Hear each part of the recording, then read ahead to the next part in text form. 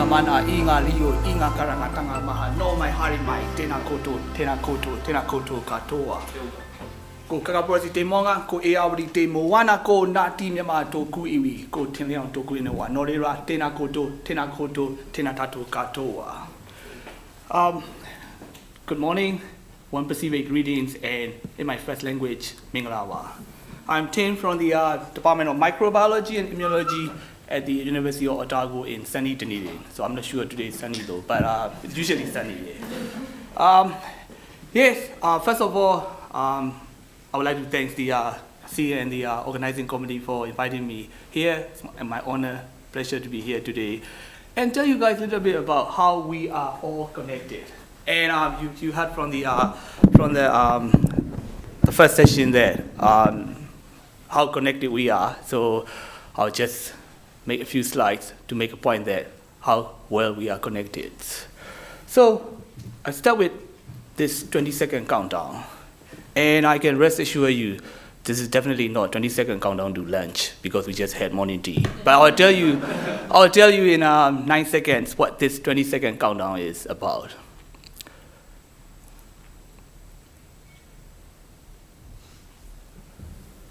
So what that means is that every 20 seconds, someone somewhere in the world died from this disease called tuberculosis, also known as mate kohi in Teleo.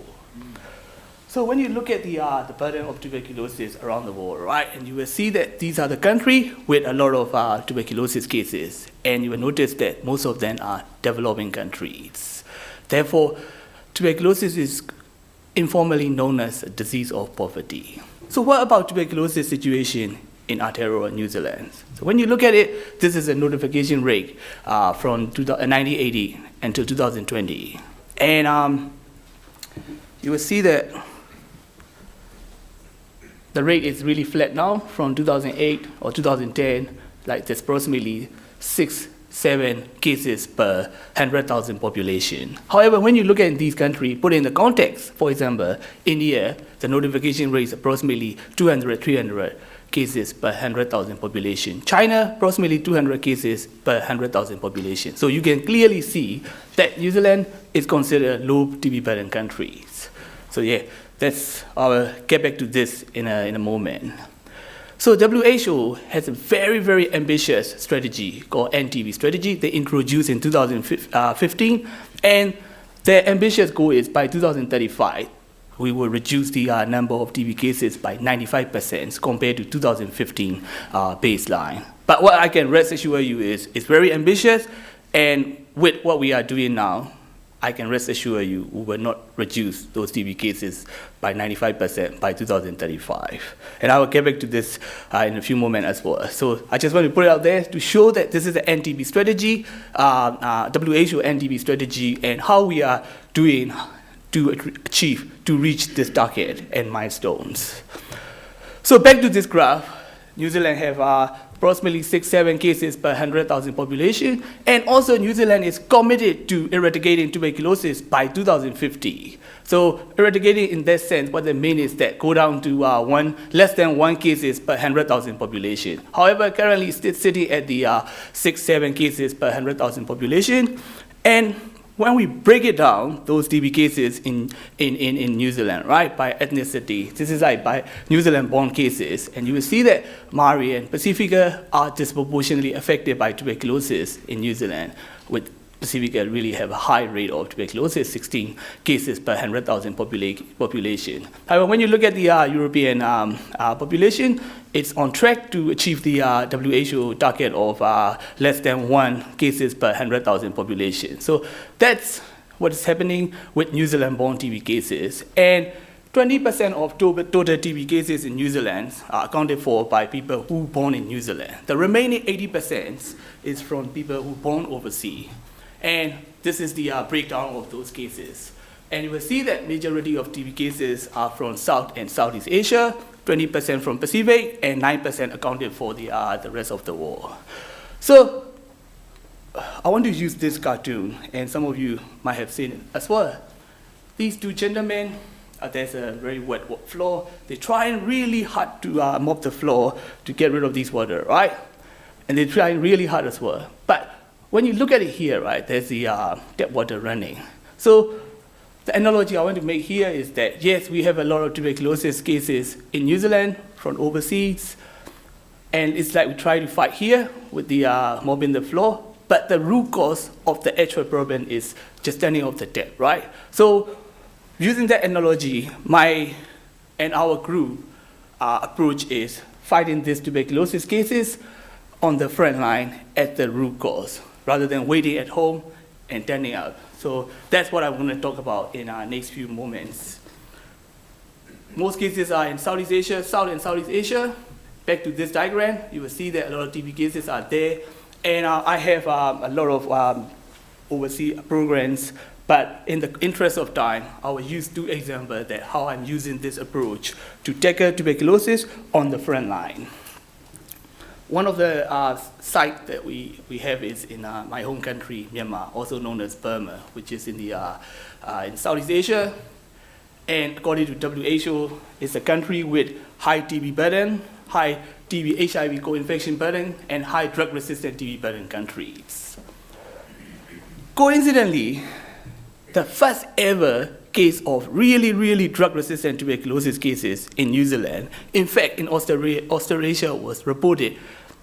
The case was from Myanmar. So the case in Myanmar turned up in New Zealand about 15 years ago. And this is another good example of how we are all connected, right? Even though we wait here, there's a tuberculosis, extensively drug-resistant case can come here, and we need to deal with it. So that's one of the reasons, one of the motivations that we are fighting tuberculosis on the front line. The approach I use, and as you heard from the first session as well, how important to include policymakers, communities, and so on, right? So the approach I use is transdisciplinary approach. So in my team, we have researchers, we have clinicians, epidemiologists, social scientists, and of course, health economists as well, to really understand the cost and benefit of our approach. So therefore, it's really transdisciplinary, and this approach enabled me to do fundamental discovery research as well as translational research. And as I said earlier, I work very closely with policymakers, such as stakeholders such as communities, policymakers.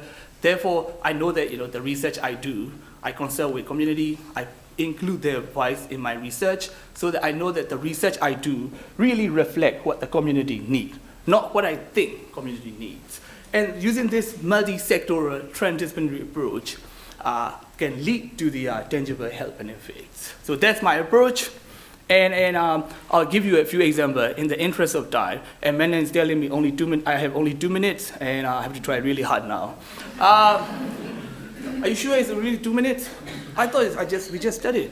Yeah, I know that.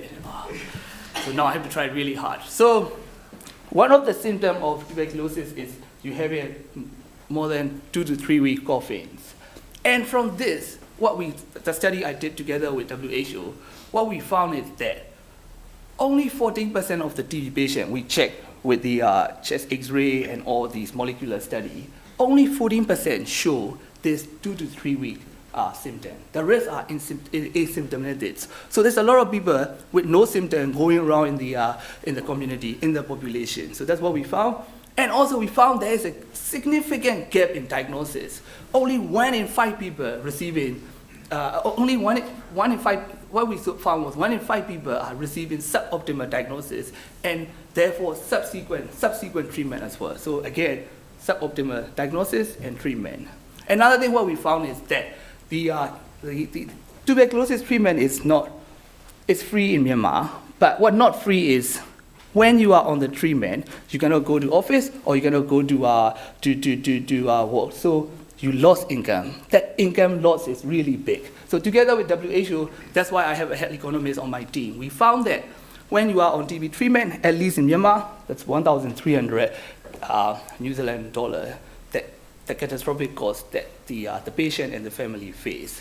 And put in the context, the average salary in Myanmar is 170. So now you will see that why people on the treatment stop taking treatment and go back to work, make it more resistant, and how that drug resistance is going around in the country. or in the population. So what we're doing is we have now mobile chest X-ray van, go around, try to get the diagnosis, finding the people. With the support of New Zealander, we are 1 minute here. With the support of New Zealander, we have now I have to rethink now. Yeah, with the support of New Zealander, we have a really cool genomic guided diagnosis to close this gap. And also the WFP, World Food Program, is now supporting these guys to cover the income loss. So yeah, with this sort of approach, now you can see that how Myanmar has achieved that WHO NTB strategy milestone 2020 by using this cross-sector transdisciplinary approach. And one more slide. I have to skip the Pacific now because I talk too much. I'm sorry, guys. But one thing I want to touch on is the Fiji. In Fiji, 20% of the TB cases in New Zealand are from the Pacific, and Fiji is really interesting that the treatment success rate is really poor compared to other countries. Only 30% treatment success rates. So how do we address that? How can we find out what's going on there, right? So I teamed up with the Ministry of Health from Fiji, National TB Program from Fiji. We built the genomic sequencing capacity, and what we found is that 10% of these clinical human cases are actually by bacteria that usually infect animal. So Mycobacterium bovis infect animal, usually cow, can infect human, and significantly high amount of bovine TB cases we found in clinical cases. And again, suboptimal diagnosis lead to the poor treatment, and we also found that these animal originated bovine TB case in Fiji is actually linked to bovine TB cases in New Zealand as well.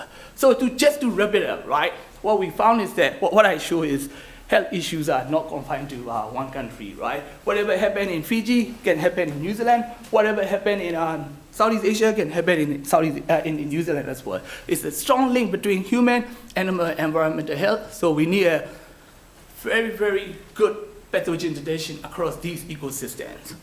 That has to be accurate, that has to be rapid, and that has to be easily accessible, as you can see here in the first session as well. We need to have point of need, point of care.